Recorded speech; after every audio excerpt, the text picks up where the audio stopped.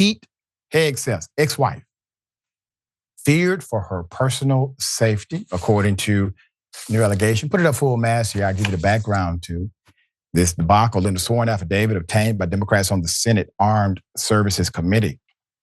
The former sister-in-law of Defense Secretary nominee Pete Hegseth said that his ex-wife, Samantha, told her that she, quote, once hid in her closet from Hegseth because she feared for her personal safety, end quote, in the home she shared with Hegseth during their marriage. The affidavit, which details concerns about allegedly abusive behavior by Hegseth against Samantha, who was his second wife, came from Danielle Hegseth, who was previously married to Hegseth's brother. Quote, there was no physical abuse in my marriage. This is the only further statement I will make to you. I have let you know that I'm not speaking and will not speak on my marriage to Pete. Please respect this decision. NBC reported that Samantha said this in an email, a written email. Quote, Sam has never alleged that there was any abuse. She signed court documents acknowledging that there was no abuse and recently reaffirmed the same during the FBI interview, their pre-interview they do for cabinet nominees, said an attorney for Pete Hegseth, who accused Danielle of being, quote, an anti-Trump far-left Democrat who, quote, had an axe to grind against the entire Hegseth family. In the affidavit, she asserts that Hegseth's second wife, Samantha, had a, quote, plan to deploy if she felt she needed to get away from Hegseth. The plan involved Samantha sending a text message that included a safe word that meant she should call another person to fly to Minnesota to help Samantha, according to the affidavit.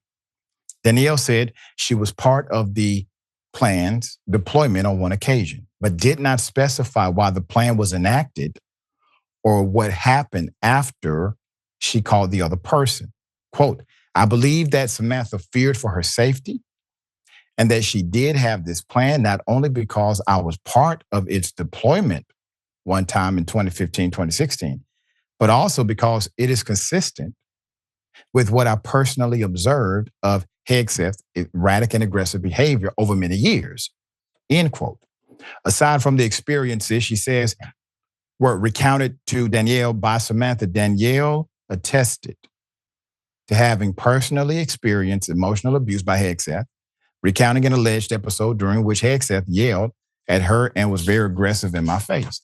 She also said Hegseth made disparaging comments related to people using Spanish to sing the Star Spangled Banner at a football game and rude comments about women's looks and his sexual interactions with women.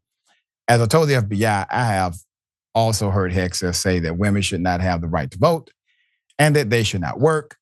She said Hegseth's nomination to serve as Secretary of Defense cleared the Senate Armed Services Committee by a party line vote last Monday. His nomination can afford to lose the support of 3 Republicans on the Senate floor when it comes up for a vote in the coming days. He faced numerous questions over allegations of misconduct and sexual assault.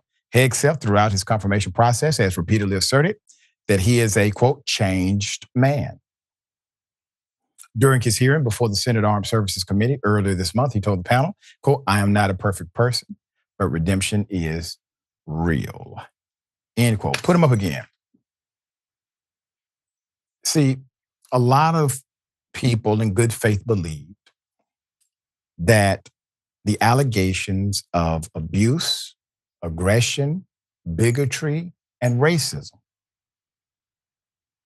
were disqualifying statements during that committee hearing. However, those are the statements, ironically, that qualified him for the Donald Trump appointment. Do you understand now? You get the picture? Okay. Ben, thoughts? You're on mute, Ben. Sorry about that. I think what you said there captures it perfectly. That is exactly right, is that Donald Trump almost, it seems, wants the least traditionally qualified people the most egregiously insulting choices just to prove that it's his country now and we're playing under his rules. Norms be damned, societal accepted behavior be damned. Um, that is just the reality under which we live now. This person woefully unqualified.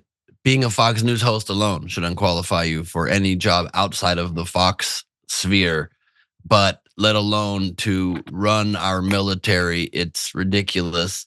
More and more of his actions come out the longer we have, more of his abhorrent beliefs.